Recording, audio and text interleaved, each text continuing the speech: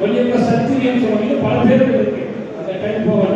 ஆனா அவங்களுடைய அமைப்பு வந்து கேட்க சொல்றாங்க. ஏன் அதை சொல்றாங்கன்னு சொன்னா, நீ பல பேர்ல சொல்லி நீ வந்து ஒரு ஸ்டெப்பை குறைச்சிக்க, நம்ம வந்து அப்பதான் இடஒதுக்கீடு நம்ம வாங்க முடியும்னு சொன்னாங்க. அருமையான கருத்து.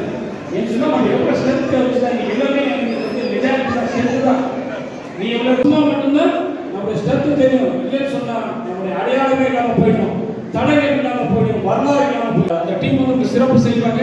வாய்ப்பு இருக்கும்போது தலைவர்கள் இருக்கும்போது இந்த நிகழ்ச்சிக்கு நன்கொடை கொடுத்தவர்கள், இது உறுதுணையாக இருந்தவர்கள், ஆக்கப்பணி செய்தவர்கள் அத்தனை பேர் நீங்க மேடை ஏற்று தலைவர் கையால எங்களுக்கு எப்படி மரியாதை செஞ்சீங்களோ சிறப்பு செஞ்சீங்களோ அதே போல அவங்களும் நீங்க செய்ய இருக்கிறீங்க. அதை செய்யறத சொல்லிட்டு போயிட்டே இருக்கலாம். அதான் அந்த வட்டாரத்துல வர்றது, குலத்தொழிலை வச்சு வர்றது, இப்படி அந்த நம்முடைய முன்னோர்கள் வந்தது.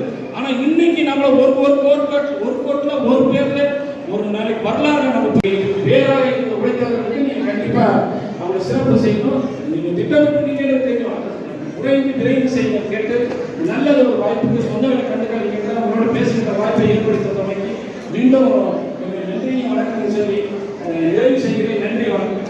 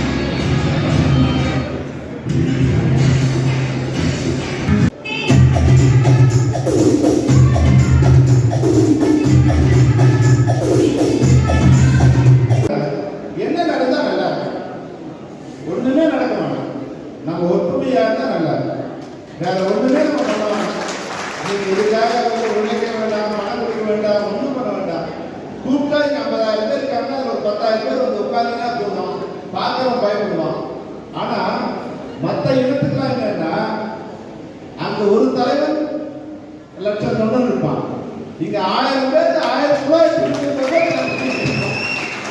எல்லா தலைவரும் ஒன்றிணைச்சு கஷ்டம் இல்லையா? ஏன்னா இது வந்து ஒரு அறிவார்ந்த சமூகம்.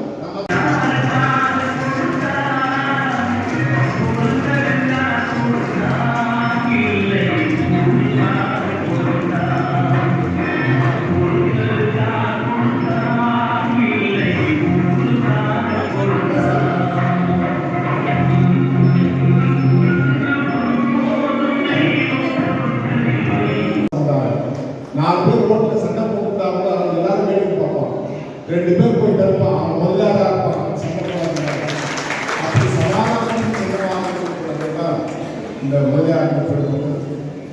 அதனால இந்த ஓசூரை அடுத்த வருடம் இதே தேதியில ஒரு மாநாடு நடத்துறோம். அந்த மாநாட்டுக்கு பின்னால சட்டமன்ற உறுப்பினர்கள் இந்த முதலாளி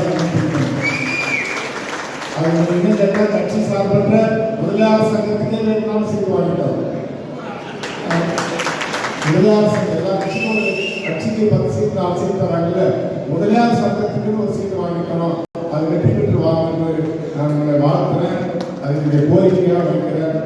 டாக்டர் பாலசுப்ரமணியத்தை பற்றி நம்ம அழகாக பேசினாரு, பிரியா பற்றி பிரியதர்ஷினி பற்றி பேசினாங்க.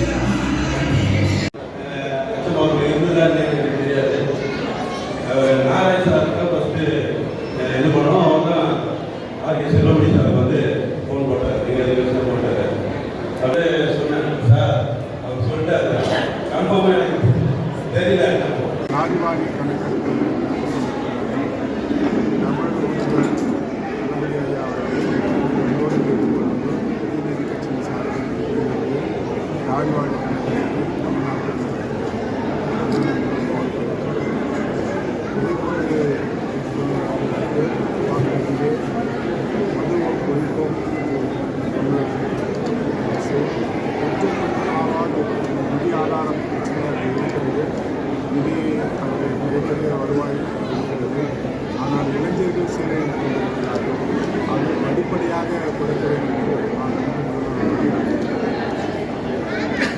விஜய் புதுசாக வந்திருக்காங்க, இப்போ புதிய கட்சி துவங்கியிருக்காங்க, அதை எப்படி பார்க்குறீங்க நீங்கள்? விஜய் அவர்கள் எனக்கு மிக நெருங்கிய நண்பர். அவருக்கு என்னுடைய வாழ்க்கை மக்கள் ஏற்றுக்கொள்ளும் போது அது யாராலும் தடுக்க முடியாது. அது மக்கள் ஏற்றுக்கொள்கிறாங்க என்பது 26 தேர்தலில் 2026 சட்டமன்ற தேர்தலில் கூட்டணி தேவையில்லை அப்படின்னு கேபி முனுசாமி கூட நேற்று பேட்டியில் சொல்லியிருந்தாங்க. கூட்டணி தேவையில்லை, திமுகவுக்கு தான் கூட்டணி தேவை அப்படிங்கிற மாதிரி சொல்கிறாங்க. இப்போ கூட்டணி வந்து எப்படி இருக்கும்னு நினைக்கிறீங்க 2026 சட்டமன்ற தேர்தல்? நிச்சயமாக 2 3